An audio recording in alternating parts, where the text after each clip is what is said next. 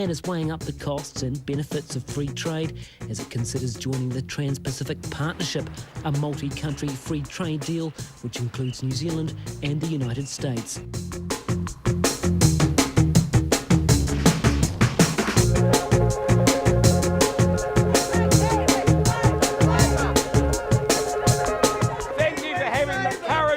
Support change. And to these guys over here, good luck in retirement.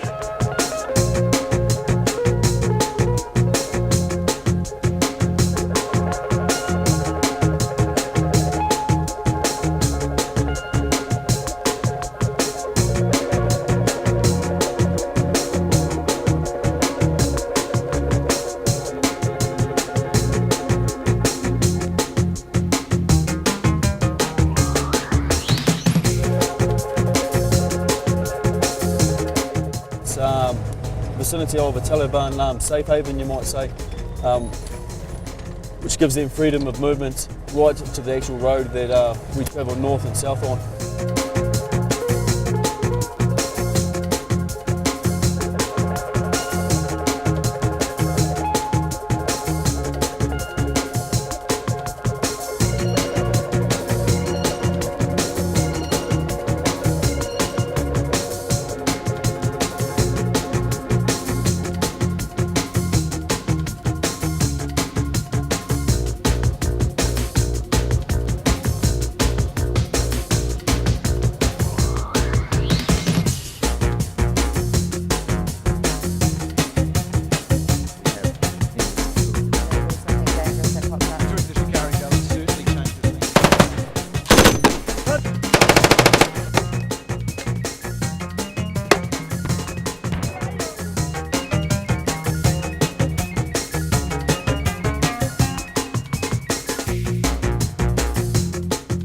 It's slow going for the 50 vehicles in this convoy on a mission to disarm or destroy the bombs. But the Sergeant Major is used to painstaking work. In a war involving 120,000 troops, he's one of just 32 that can forensically analyse a bomb, or what's left of one. He does just as much as what our guys do as far as the risk goes. He's out there.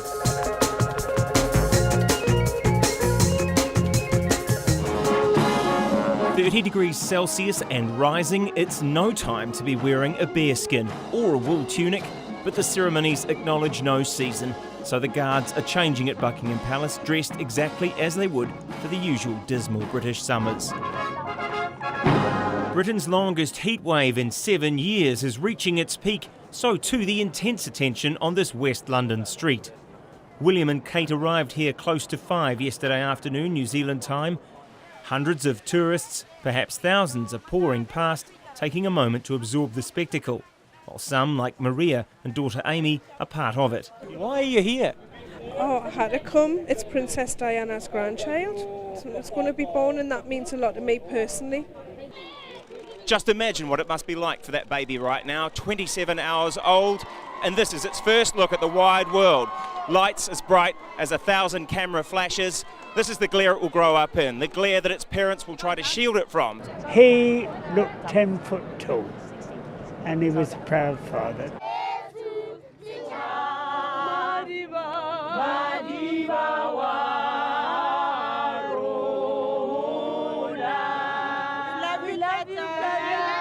There's been no change at all reported today in Nelson Mandela's condition.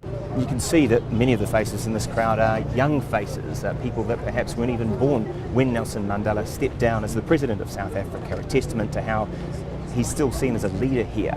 Of course, many of them are curious too, because this is an enormous media spectacle. I can count 20 satellite dishes from where I'm standing. The long walk to freedom that he has walked, I think, it's just about to come to an end. This may not be a bad day to be a little distance from the hospital where Nelson Mandela is still receiving intensive care. South Africa is known as the Rainbow Nation, but there's also a lot of green, gold and black here, the colours of the African National Congress. We are not campaigning in a hospital. On the streets of Soweto, the ANC nurtures its next generation on stories of the struggle. We experienced a lot of racial injustices, marginalization, subjugation. Some say leaders who look to that past offer them no future. It's all about people that are there because of what they've done for the country and not what they can do.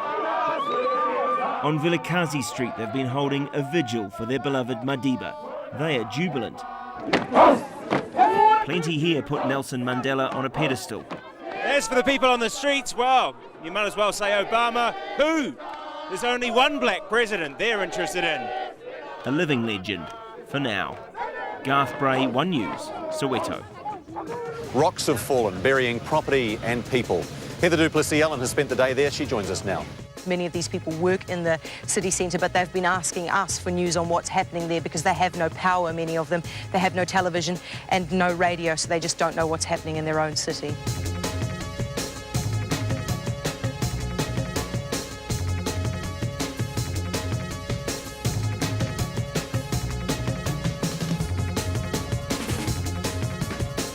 The devastation in town is so huge and we're still pulling people out of buildings.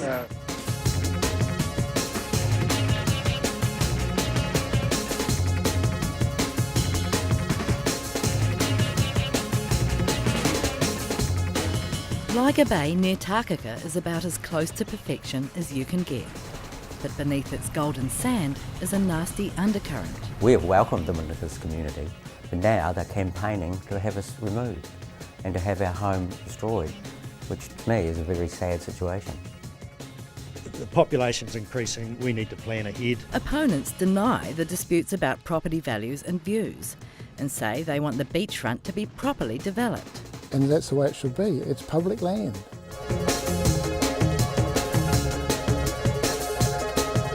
This is Golden Bay. You've chosen to come and join this community. Live here with us, enjoy it. You know, there's space for all of us. On the streets of London, battle lines are being drawn. In Islam, we see evil, and we will protest it. The right-wing anti-Islam English Defence League marching to Westminster. An anti-fascist group holding a counter-protest nearby. Police were so aware of the possibility of tensions erupting today that the EDL are being kept on this side, while on the other side, behind a row of police and police vans, are the other protesters. But even their best efforts couldn't prevent bottles and sticks being thrown. Police donning helmets to push the groups further apart. 13 people were arrested.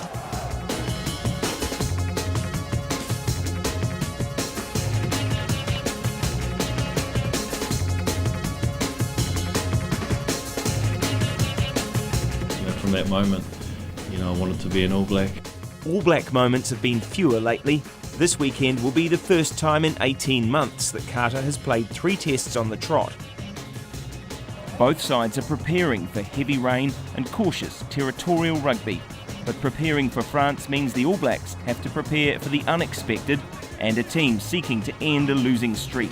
You look at some times over history that's happened, they've come out and produced a big one. France ran through its allotted time on the pitch with intensity. This was no photo shoot either. In Venice, these walls are alive with sights and sounds from 158 artists. It's the centrepiece of the Biennale.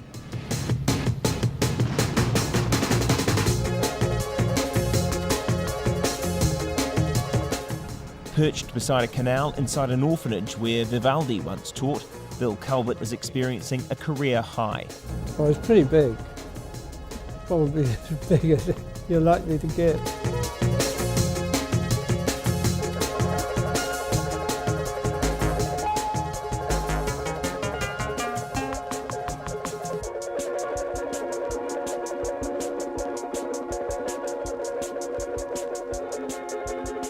Now the world may be his oyster, with powerful British art figures and wealthy collectors expected to attend the formal opening of his show tomorrow night. Bill Culbert will be recycling by choice and not necessity from now on.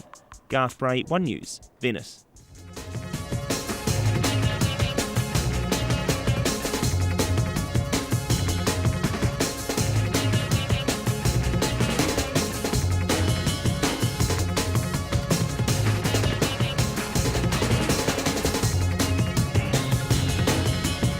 Because the air is thinner here, helicopters lose about 10% of their power.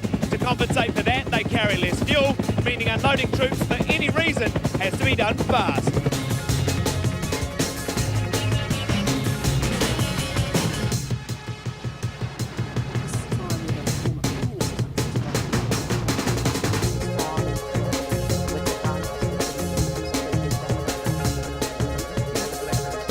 No one had even thought in a million years that this movie was going to leave the country up until a month ago.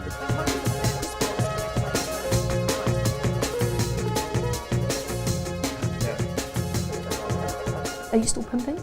No, I stopped about a year and a half ago, because if I was still, baby, you'd be on my team. Oh.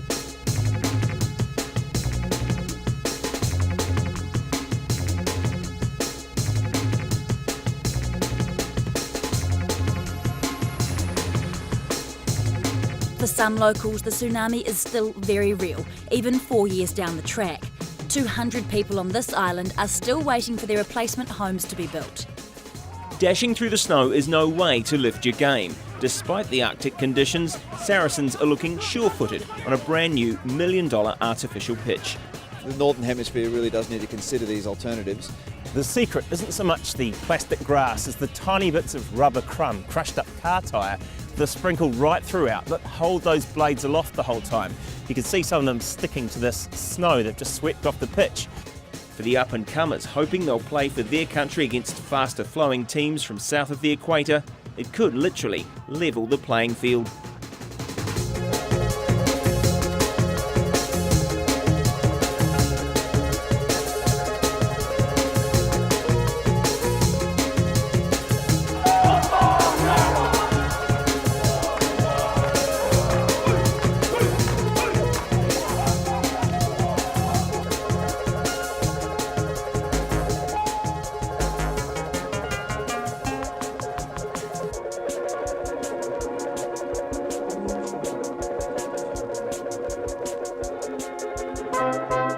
Brass bands, high hats and hoop skirts. There's something odd in the London air, something sulphurous.